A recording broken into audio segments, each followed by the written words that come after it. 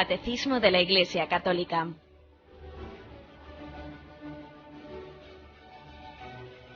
Un programa dirigido por Monseñor José Ignacio Munilla, obispo de San Sebastián.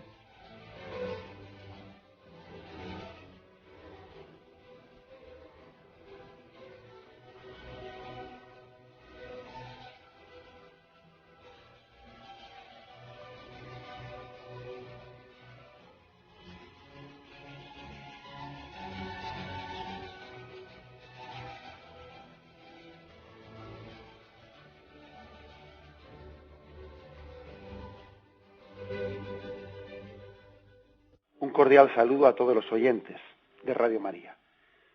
Un día más, con la gracia del Señor, proseguimos el comentario del Catecismo de nuestra Madre la Iglesia.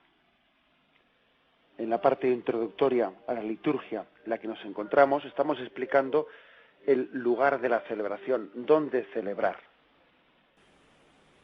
Y ayer explicábamos ese texto de Juan 4:24 en el que Jesús recuerda a la samaritana: llegará un día en que los verdaderos adoradores adorarán a Dios en espíritu y en verdad. Que el verdadero lugar, el donde celebrar, no será tanto un lugar físico, cuanto un ser capaces de celebrar en el corazón de Dios. Movidos por el Espíritu Santo, entrar en su misterio, que podamos entrar en su misterio divino, ¿no? Y hacer una ofrenda agradable a Dios. Bien, en consonancia con esto y explicando y explicitando ese dónde celebrar, pues vamos a partir del punto 1182, vamos a continuar, especificando un poco ese dónde, qué significan los lugares en los que celebramos. El primer punto habla sobre el altar. El altar de la nueva alianza es la cruz del Señor, de la que emanan los sacramentos del misterio pascual. Sobre el altar, que es el centro de la Iglesia, se hace presente el sacrificio de la cruz, bajo los signos sacramentales.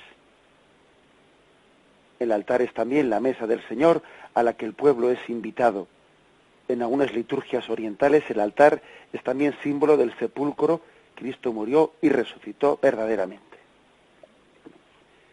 Yendo por partes, en primer lugar se distingue el altar de la nueva alianza de los altares de la antigua alianza. Acordaros cómo el altar de la antigua alianza, el altar del Antiguo Testamento, es algo de lo cual se habla en distintos pasajes evangélicos. Tenía que ser un altar hecho no de manos humanas. Para construir los altares del Antiguo Testamento se buscaban piedras que no hubiesen sido talladas por manos de hombres. Cuando el altar era profanado, se hacía un ritual muy extenso de purificación, de reparación, de reconsagración. El altar era consagrado con la sangre de algunos machos cabríos con la que se rociaba ese altar. ¿Por qué se buscaban piedras que no fuesen talladas por los hombres? Piedras que fuesen vírgenes, pues queriendo con ello destacar que lo que allí se iba a ofrecer pues era algo que superaba lo que podía ser fruto del trabajo humano, de la labor humana. La ofrenda hecha a Dios estaba hecha, pues sí, eran ofrendas hechas con el trabajo humano, pero esa ofrenda las iba a elevar hasta Dios, con lo cual Dios mismo era el que se construía su altar con piedras que no hubiesen sido talladas. Era remarcar que lo que allí iba a tener lugar era sagrado, que superaba, ¿no?, la propia obra del hombre. Por eso se buscaban esas piedras que no hubiesen sido talladas, etcétera. Bien, aquí sin embargo, hay un salto muy grande, ¿no?, del Antiguo Testamento al Nuevo Testamento, de la concepción del altar. Tal es así que dice aquí se nos ofrece una reflexión en Hebreos 13:10, el hecho de que el nuevo altar para nosotros, el verdadero altar en el que se ofrecen sacrificios, es la cruz del Señor. El altar era la mesa, la piedra sobre la que se ofrecían sacrificios. El altar era aquella roca sobre la que Abraham colocó a su hijo Isaac para ofrecerle el sacrificio. El altar es, por lo tanto, sinónimo de lugar, piedra, mesa sobre la que se ofrece un sacrificio. Por eso aquí el Nuevo Testamento, una vez más, ¿no?, la nueva alianza supera la antigua alianza, le da sentido a la antigua alianza. La verdadera piedra sobre la que se ofrece el sacrificio, el verdadero altar, es la cruz de Jesús. Ese es el altar. Ese es tu verdadero altar. Una vez más, lo que hace la nueva alianza es espiritualizar los contenidos de la antigua alianza, porque en una religiosidad demasiado cosificada o demasiado ritualizada, pues es posible que la concepción del altar se hubiese reducido o se hubiese casi reducido sencillamente al lugar, al sitio, a la piedra, al elemento litúrgico, ¿no?, perdiendo de perspectiva todo su significado espiritual. Aquí lo importante, como os podéis imaginar, cuando decimos que el verdadero altar es la cruz en la que Jesús ofreció su sacrificio al Padre, pues eso nos está espiritualizando y desmaterializando, ¿no?, pues el concepto que podamos tener del altar. Por eso un sacerdote le puede decir a un enfermo que va a visitar a su casa, le puede decir: mira, esta cama en la que estás postrado es tu altar. Le puede decir a un enfermo que está en silla de ruedas, ¿no?, un parapléjico: esta silla de ruedas es tu altar, en la que tú, unido a la cruz de Cristo, ofreces tu sacrificio. O sea, que igual que ocurrió con la imagen del templo, que Cristo les dijo: destruid este templo y en 3 días yo lo reedificaré, dando a entender de que el verdadero templo no eran las piedras, ¿no?, sino que el verdadero templo era la humanidad de Jesucristo en la que estaba presente Dios. Pues lo mismo pasa con el concepto del altar, que también es purificado, ¿no?, en el Nuevo Testamento. El verdadero altar no es tanto unas piedras ahí colocadas. El verdadero altar es la cruz de Cristo, en la cual se ofrece el sacrificio a Dios Padre. Por cierto, que por eso esta es la razón de ser de por qué siempre la Iglesia pide como norma litúrgica que el altar, la celebración de la Santa Misa, sea siempre presidido por una cruz. La ordenación del misal romano habla así, ¿no?, claramente, de que una cruz debe de estar sobre el altar, bien sea colocada encima de ello o fuera de él, que incluso esta cruz ha de ser claramente visible, no solo durante la liturgia, sino en todo tiempo, recordando a los fieles, dice así la ordenación general del misal romano, recordando a los fieles la pasión salvadora del Señor y permaneciendo junto al altar también fuera de las celebraciones litúrgicas. Bueno, también esto que estamos diciendo, el hecho de que dice aquí el verdadero altar es la cruz del Señor, también explica por qué hacemos una procesión litúrgica de entrada en la Santa Misa o en las celebraciones litúrgicas, en otras celebraciones. Se hace una procesión de entrada. Al concluirla, el sacerdote besa el altar. ¿Qué se quiere decir con eso? Pues se quiere decir que estamos subiendo al Monte Calvario. Esa procesión de entrada en la que se sube al presbiterio recuerda el camino que Jesús recorrió hasta llegar al Monte Calvario. La procesión de entrada, pues, en la cual cantamos un canto, esa procesión de entrada nos está también poniendo frente a la cruz de Cristo. El verdadero altar es la cruz de Cristo. Y damos un beso a ese altar. Pues el altar significa el lugar en el que Cristo entregó su vida. Cristo es la roca. Cristo es la roca. Él es sacerdote, Él es profeta, Él es el sacrificio y Él es el altar también. Bien, este es por lo tanto el sentido espiritual de la nueva alianza. El Nuevo Testamento purifica, espiritualiza, está espiritualizando la imagen demasiado cosificada que podía haber sobre el significado del altar en el Antiguo Testamento. Dando un paso más para entenderlo en mayor profundidad, Hebreos 13:10 hace referencia a cómo, ahora lo voy a leer, cómo el Señor murió en la cruz de Cristo, el Monte Calvario, fue plantado fuera de las murallas de Jerusalén. Para ellos era todo un simbolismo, el hecho de que Cristo muriese fuera de las murallas de Jerusalén, como despreciado, como si fuese fuera del lugar del encuentro con Dios, ¿no? Dice así Hebreos 13:10. Ayer como hoy Jesucristo es el mismo, y lo será siempre. No os dejéis seducir por doctrinas varias y extrañas. Mejor es fortalecer el corazón con la gracia que con alimentos que nada aprovecharon a los que siguieron ese camino. Tenemos nosotros un altar del cual no tiene derecho a comer los que dan culto en la tienda. Los cuerpos de los animales cuya sangre lleva el sumo sacerdote al santuario para la expiación del pecado son quemados fuera del campamento. Por eso también Jesús, para santificar al pueblo con su sangre, padeció fuera de la puerta. Así pues, salgamos donde Él, fuera del campamento, cargando con su oprobio. Que no tenemos aquí una ciudad permanente, sino que andamos buscando la del futuro. Ofrezcamos sin cesar por medio de Él a Dios un sacrificio de alabanza, es decir, el fruto de los labios que celebran su nombre. La carta a los Hebreos aquí nos recuerda que tenemos nosotros un altar que ha sido expulsado fuera del campamento. Aquí por campamento se entiende el lugar en el que el pueblo de Israel tiene instalado su culto, ¿no? El templo de Jerusalén.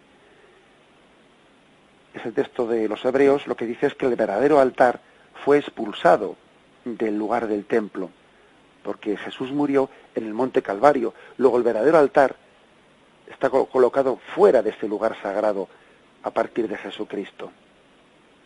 Y ese altar en el que quiere ver la carta a los Hebreos como una pequeña profecía de él, el hecho de que en el Antiguo Testamento el sumo sacerdote solía quemar fuera del campamento los animales que iba a ofrecer. Dice, así también ahora Jesucristo es ofrecido fuera del campamento. Hace como una evocación de que el sumo sacerdote que iba a ofrecer allí, en el altar, sacrificaba los animales, pero luego, sin embargo, los quemaba fuera del campamento. Dice, aquello era una figura, una metáfora de lo que estaba por suceder con Jesucristo, que iba a ofrecer su vida fuera del campamento expulsado. Y dice, salgamos también donde Él, fuera del campamento, cargando con su oprobio.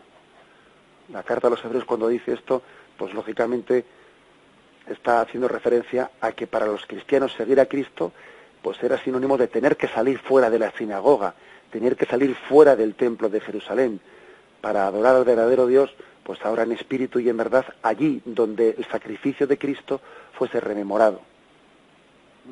Es, por lo tanto, volver a decir, ojo, que a partir de ahora el verdadero culto no está en esas piedras que están colocadas en el templo de Jerusalén. A partir de ahora el verdadero culto está allí donde el sacrificio de Cristo es sacramentalmente de nuevo renovado y ofrecido al Padre. En resumen, tenemos que venerar el altar no solo, no principalmente, no como un elemento litúrgico, sino entendiendo todo su significado espiritual. Es el lugar de la entrega de Cristo. El Calvario está significado en el altar. De hecho, si el altar se aconseja que sea de piedra, o si es de madera, se suele pedir que se ponga encima de él un ara de piedra, incrustada dentro de ese altar de madera. Si se hace eso, es para evocar la roca del monte Calvario en la cual se clavó la cruz. El altar pues evoca esa roca que es Cristo, encima de la cual se ofrece a Cristo mismo. Cristo es el que ofrece, Cristo es la misma víctima que es ofrecida, y Cristo es el altar sobre el que se ofrece. Cristo está representado pues en 3 lugares en el sacrificio del altar. Está representado en el sacerdote que está ofreciendo. Está representado, por supuesto, en la ofrenda que es ofrecida. Y está representado en el altar, en el lugar en el que se ofrece. Si el altar es de piedra, como digo, está con ello evocando que en él se clavó la cruz de Cristo. Cuando uno va a Tierra Santa y puede entrar en el Santo Sepulcro y allí subir al altar del Calvario, allí se conserva esa roca, la roca en la que fue clavada la cruz de Cristo. Todos los altares del mundo están simbolizando esa roca, la roca allí que conservamos en el Santo Sepulcro, el lugar en el que fue clavada en la cruz de Cristo. Ese es el altar. Por eso hacemos una procesión subiendo al Monte Calvario. Por eso besamos ese altar, imagen de la roca en la que Cristo fue crucificado. Por eso ponemos una cruz para que presida el sacrificio eucarístico. Lo meditamos y continuamos enseguida.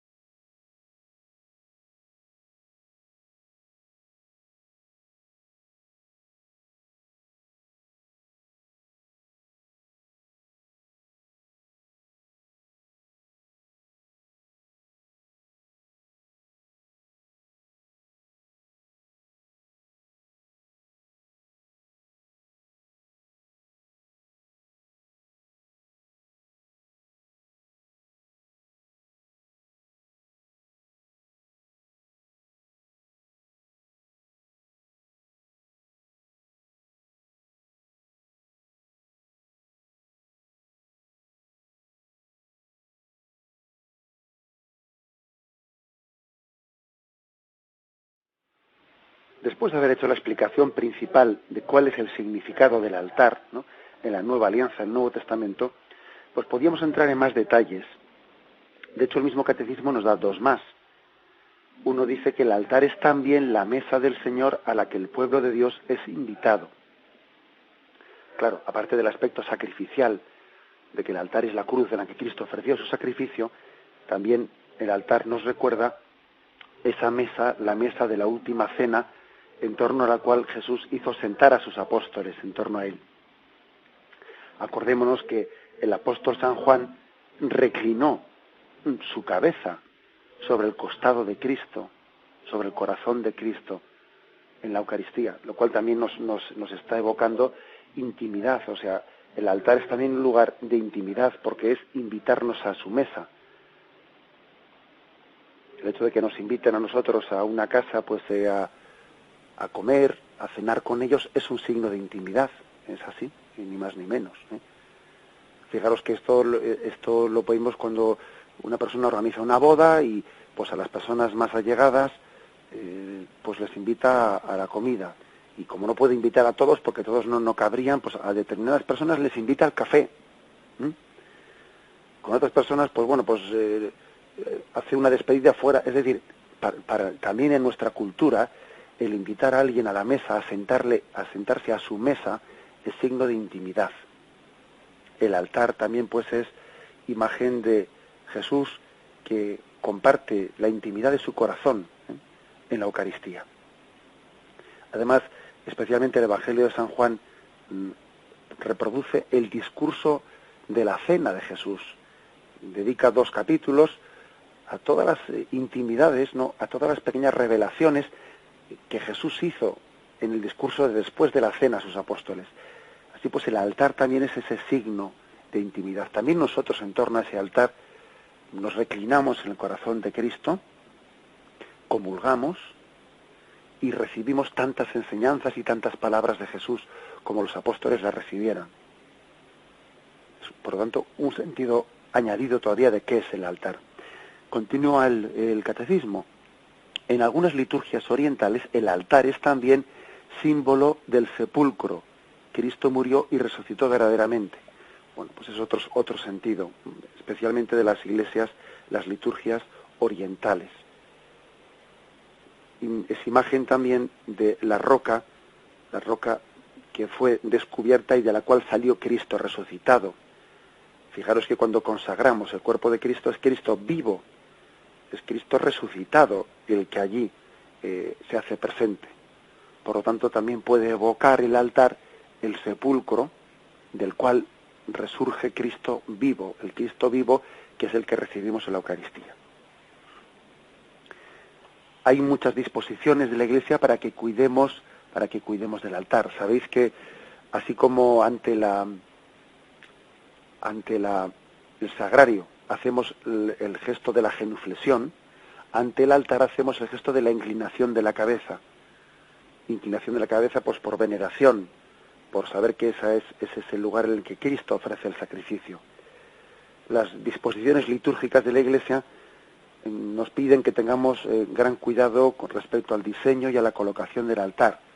Se nos dice que la Iglesia ha de tener un solo altar, fijo y dedicado, dice, un solo altar. Bueno, pues por eso precisamente la reforma litúrgica quiso remarcar que existiese un solo altar en las iglesias, ¿no? Es verdad pues que puede haber muchas iglesias que tienen tal valor artístico que igual no ha sido prudente el aplicar eso literalmente arrancando todos los altares de la iglesia, ¿no? Bueno, pues a veces también para poner en práctica las disposiciones litúrgicas, bueno, también hay que mirar un poco la prudencia de si se puede estar destruyendo obras de arte, ¿no? Esa es otra cuestión que también hay que tenerla en cuenta. Pero lo lógico es que el altar sea único. Se puede tener una capilla lateral en la que haya un altar más pequeño para las misas de diario, pero el altar debe de ser único, porque uno es el lugar en el que se ofreció Jesucristo. Fijo, dice fijo, pues fijo quiere decir, pues hombre, pues tampoco parece muy digno que hagamos del altar pues una mesa de quita y pon, ponemos una mesa, quitamos esta mesa. Hombre, puede haber circunstancias, ¿no? Y ya sabemos que también cuando la Iglesia pues se adapta pues a una situación de una convivencia, un encuentro de agentes de pastoral, que prepara un lugar especial distinto, o bien sea en el monte, una misa en el monte, bueno, pues puede haber un altar pues que sea transportable, ¿eh? Pero lo lógico es que sea un altar fijo, porque estamos haciendo referencia a la roca del Calvario. Y cuando se está evocando la roca del Calvario, no es cuestión de estarla significando con algo de quita y pon, ¿eh? Y añade el tercer aspecto, que sea dedicado, ¿eh? El altar está consagrado mediante un rito especial, que generalmente se suele hacer cuando se hace la consagración de la iglesia, pero si el altar es pues incorporado posteriormente a la iglesia, pues se hace la dedicación del altar. Con ello se quiere como también se hace una bendición especial de los vasos sagrados, etcétera. En la disposición de la Iglesia, con todo ello, se está queriendo sacralizar. Sacralizar quiere decir que reservamos para un uso sacro esa mesa del altar. Incluso dice en esas disposiciones, no se debe de poner nada sobre el altar, que excepto aquello que esté indicado para la celebración de la Santa Misa. Incluso, fijaros, a veces uno puede con buena intención allí añadir muchos, pues pongo un magnetofón y pongo lo otro, bueno, pues parece que estamos haciendo del altar pues una cacharrería de cosas, ¿no? Y las disposiciones litúrgicas piden que el altar esté limpio, que esté desnudo, y que para eso haya una credencia. Y la credencia es una mesa pequeña, pues que esté cercana al altar, donde se coloquen donde se coloquen pues los distintos utensilios necesarios, pero que en ese momento no deben estar colocados encima del altar. Sobre esto de la credencia tenemos ya muchos antecedentes, ¿no?, que se encuentran incluso en las catacumbas. Se han descubierto vestigios que recuerdan a las credencias. En las basílicas romanas servían de credencias los nichos, ¿no?, o pequeños ábsides que estaban junto al presbiterio. En la época románica tenían también una finalidad de servir de credencias las arcas y los armarios que se situaban próximos al ábside, etcétera. Es decir, que la existencia de la credencia lo que quiere hacer es remarcar la centralidad del altar, y un altar que esté limpio, no lleno de cosas, no lleno de incluso hasta a veces también se recomienda, la Iglesia si es posible recomienda que los candelabros estén puestos no encima del altar, sino que estén puestos con rodeando al altar, queriendo con ello todavía dejar más limpio el signo litúrgico de la roca limpia sobre la que se coloca el mantel en el que va a ser ofrecido Cristo. Bien, todos estos pues son los simbolismos con los que la Iglesia quiere preservar el significado original del altar. El altar es, como hemos dicho, es la roca en la que Cristo ofreció en el Calvario su sacrificio. También esa es la mesa del cenáculo en torno a la cual el Señor quiso que se sentasen sus apóstoles, y recordad que en aquel tiempo la posición no era tanto estar sentados en nuestras sillas actuales, sino el estar recostado, Era esa especie de triclinium que tenían los romanos, era una costumbre bastante similar, la romana y la judía en aquel momento por lo menos. Estaban como recostados y apoyados en su propio codo, es decir, era un lugar de intimidad en torno a la mesa. Y también, por último, hemos dicho que es imagen el altar del sepulcro del que resucita, del que resurge Cristo resucitado entre los muertos. Bien, concluimos este punto y pasaremos al siguiente. Antes vamos a hacer un momento de reflexión.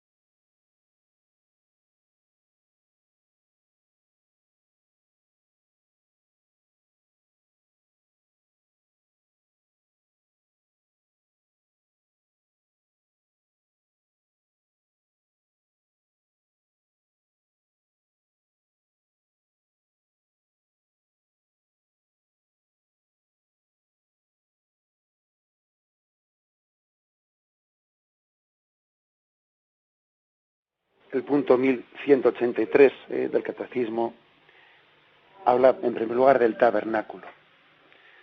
El tabernáculo, que nosotros también llamamos el sagrario debe estar situado dentro de las iglesias, en un lugar de los más dignos, con el mayor honor. La nobleza, la disposición y la seguridad del tabernáculo eucarístico deben favorecer la adoración del Señor realmente presente en el Santísimo Sacramento del altar. Tabernáculo o sagrario, que son los dos nombres que damos pues a ese lugar en el que reservamos a Jesucristo. La reserva eucarística es algo que la Iglesia fue creciendo en conciencia de ello con el paso de los años. Pues el Señor, cuando pronunció este es mi cuerpo, que se entrega por vosotros, pues estaba haciendo una afirmación de su presencia real, de la transustanciación, de esa presencia real de Cristo en la Eucaristía. La Iglesia recibió esta palabra, por supuesto que creyó en eso desde el primer momento, pero luego fue sacando las consecuencias de esa presencia de Cristo cada vez con más detalle. En un primer momento, pues no existe la figura del sagrario, en un primer momento. También es lógico, porque estamos hablando de que todavía ni siquiera existe un templo, sino que la Eucaristía es celebrada en las casas de los cristianos o en las catacumbas, y de una manera bastante precaria, ¿no? En medio de persecuciones. Y eso no permite el hecho de que haya un sagrario que esté pues claramente ubicado, etcétera, ¿no? Comienza poco a poco a extenderse la costumbre de que después de la Eucaristía se le da a alguien a quien se le asigna el ministerio de llevar la Eucaristía a los enfermos, se le da la Eucaristía para que la lleve a los enfermos que no han podido asistir a la Eucaristía. Luego, como no siempre es posible llevar la Eucaristía inmediatamente después de la misa, porque igual es una mala hora o por lo que fuere, ¿no? O por circunstancias de peligros y cosas, se comienza a reservar la Eucaristía en un lugar hasta que llegue la hora en la que se pueda llevar la Eucaristía a los enfermos. Y comienzan los columbarios, los columbarios. Sabéis que la palabra columbario viene de columba, que en latín significa paloma. Es decir, los primeros sagrarios tuvieron forma de paloma. Era una paloma vacía por dentro en la que se colocaba al Señor. Esa paloma estaba así suspendida en lo alto, por un cable, ¿no? Desde lo alto, así también para impedir robos, etcétera. Estaba elevada a una altura alta para que nadie pudiese acceder y robar el cuerpo y la sangre del Señor. El por qué se eligió la imagen de la paloma, bueno, pues la verdad es que no tenemos así fehacientemente, ¿no?, documentos que nos aclaren por qué se eligió la imagen de la paloma, el columbario, para guardar dentro de él el cuerpo de Jesucristo. Posiblemente también podía hacer una evocación a que el Espíritu del Señor hizo presente en el seno de María el cuerpo de Jesucristo. Puede ser una evocación, Pero el caso es que poco a poco lo que nos importa es que la Iglesia, que desde el primer momento cree en la presencia real de Cristo, va extrayendo las consecuencias de esa fe y entonces va teniendo lugar cada vez de una manera más gráfica y más presente la presencia del sagrario. El sagrario nos recuerda que el Señor no ha venido solo con nosotros por un momento, por un rato, sino que está entre nosotros. Nos recuerda esas palabras de Cristo: yo estaré con vosotros todos los días hasta el fin del mundo. El sagrario es imagen de la encarnación. Dios se hizo hombre no luego para dejar de serlo y volver al cielo dejando aquí su humanidad. No. Él volvió al cielo hecho hombre para siempre. Pues por eso también la Eucaristía no es Eucaristía para un rato, sino es Eucaristía para siempre, ¿no? O sea, la Eucaristía prolonga, más allá del sacrificio eucarístico, su presencia en el sagrario. Se van, por lo tanto, configurando los sagrarios en la Iglesia, y la Iglesia nos pide, pues dentro de sus normas litúrgicas actuales, que veneremos en un lugar de máxima dignidad el sagrario. Hubo una oyente que ayer preguntaba por qué en algunas iglesias no estaba colocado el sagrario pues en el altar mayor, detrás del altar donde se celebraba. Bueno, pues es un tema que difícilmente se le puede dar una solución que sirva para todos los templos. Porque es verdad que el ideal no es que el sagrario y el altar, las dos cosas estén superpuestas una detrás de otra, porque entonces también hay que reconocer que el sacerdote, cuando celebra la Santa Misa, está dando la espalda al sagrario. El ideal es pues que exista un lugar de reserva, pero que también sea central, que sea digno, en el que se reserve al Señor después de haber celebrado la Santa Misa, se le reserve, igual que hacemos en los Jueves Santos, poniendo un monumento en un lugar distinto a donde se ha celebrado la última cena. Después de la última cena, el Señor se retiró a otro lugar y ahí se pone ese monumento. Lo que ocurre es que no siempre es posible según los templos. A veces puede ocurrir pues que lo bueno, como se dice eso, ¿no?, que lo bueno sea enemigo de lo mejor, y entonces, bueno, pues dice uno, bien, pero si tengo que elegir entre poner el sagrario detrás del altar mayor o ponerlo en un sitio que es indigno, bueno, pues más vale que esté detrás del altar mayor, así de claro. Pues porque no se puede dar una solución para todos los templos, porque su estructura es distinta en cada lugar y hay que salvar este principio de que ocupe un lugar de los más dignos, con el altar mayor, dice aquí, dentro de las iglesias, en un lugar de los más dignos con el altar mayor, o sea, tan digno como el altar mayor, que no existen dos lugares, pues entonces que se ponga en el mismo altar mayor, es un poco la explicación que cabe dar de este punto que nos dice el catecismo. Dice otra cosa: la nobleza, la disposición y la seguridad del tabernáculo, o sea, del sagrario, deben favorecer la adoración realmente presente. Debe ser también un lugar de adoración, un lugar en el que invite a tomar conciencia de esa presencia oculta de Cristo. A veces las mismas luces, etcétera, pueden ayudar a dar intimidad a ese lugar. Y como dice aquí, se busca un lugar noble, un lugar también que el mismo material con el que esté hecho el sagrario nos esté evocando que dentro de él guardamos al Santo de los Santos. Como es lógico, reservamos para el sagrario nuestro arte más precioso. Reservamos para el sagrario pues lo más sagrado. Y fijaros una cosa, el material más precioso no lo ponemos por fuera, lo ponemos por dentro, que es donde guardamos al Señor. Eso, si nosotros hiciésemos las cosas pues para sencillamente un embellecimiento exterior y para agradar al ojo, pues embelleceríamos las cosas únicamente por fuera. Pero no, lo más sagrado, o sea, el material, podríamos decir, más noble, es el que recubre interiormente el sagrario, porque en él está el Señor. Por cierto que esto me recuerda alguna anécdota que ha tenido lugar pues en la misma catedral de Burgos, cuando se hizo la restauración, no hace muchos años todavía concluyó la restauración exterior de la catedral de Burgos, ¿no? Y al poner allí unos andamios que elevados a muchos metros de altura, ¿no?, debajo por encima de la calle, se pudo comprobar que allí a muchos metros de altura había esculpidas pequeñas imágenes que quien las esculpió, él era perfectamente consciente de que nunca las iba a ver nadie desde abajo.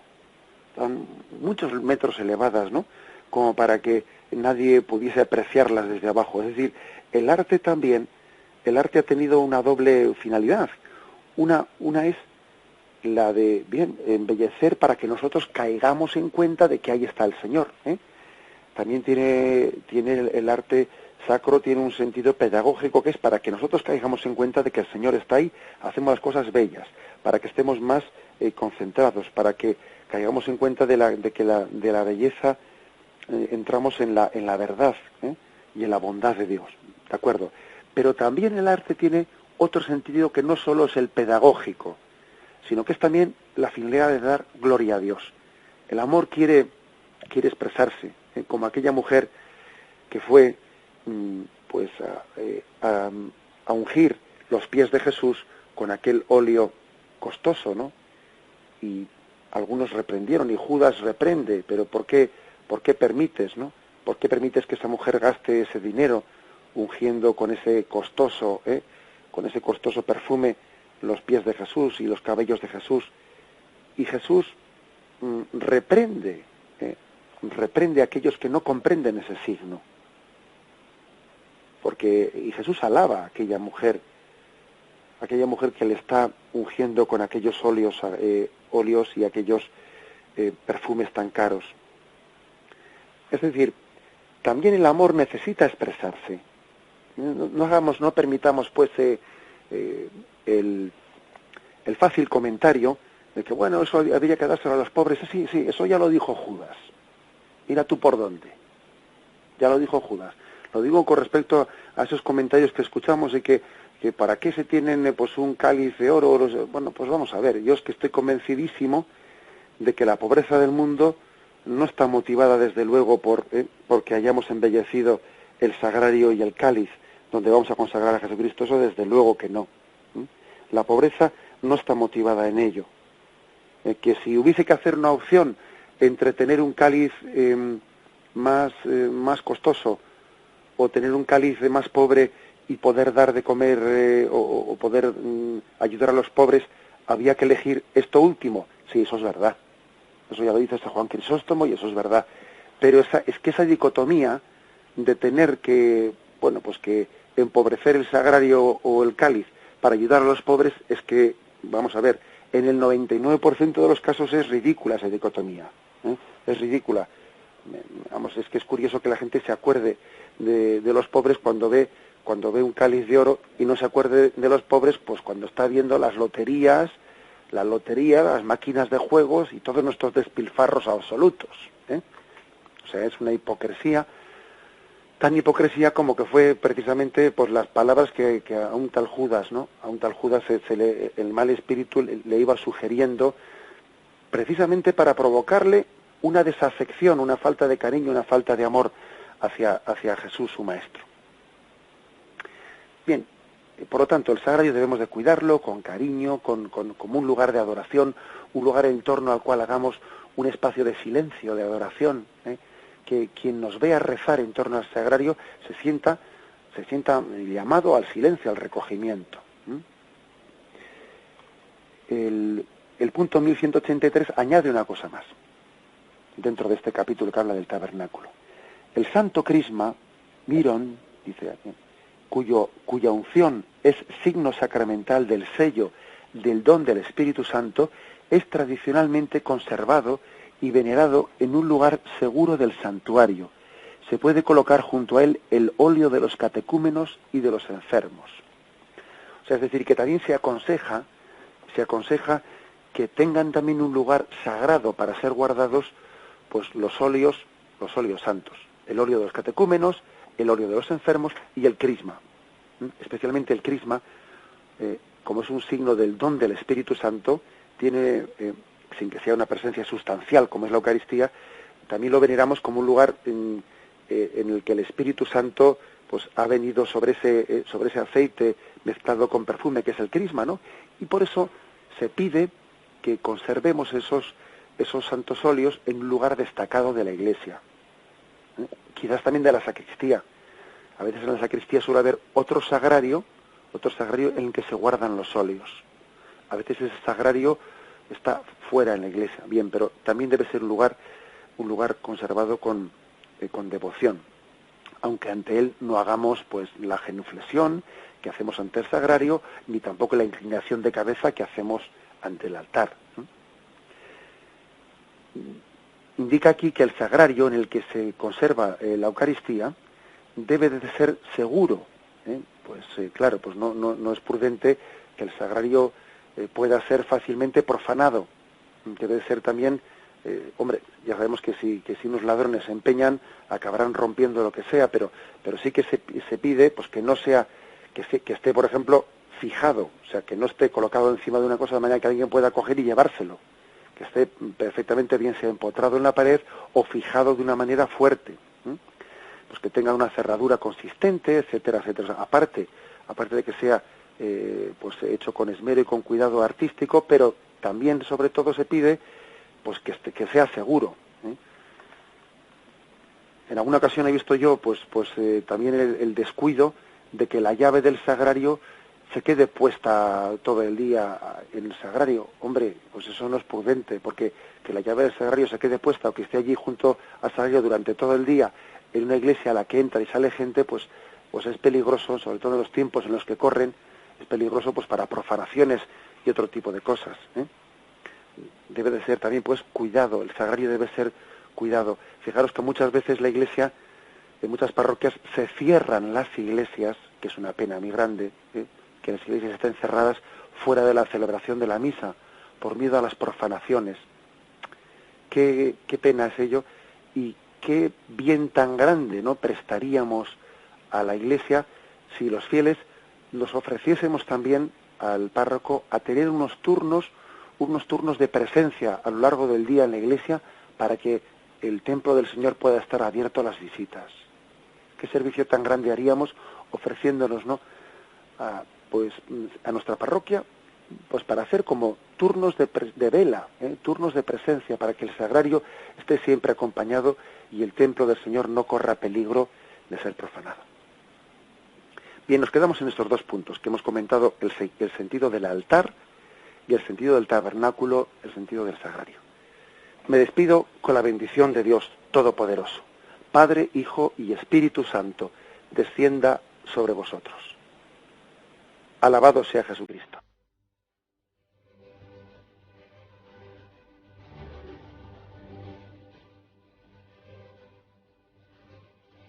Finaliza el Catecismo de la Iglesia Católica, un programa dirigido por Monseñor José Ignacio Munilla, obispo de San Sebastián.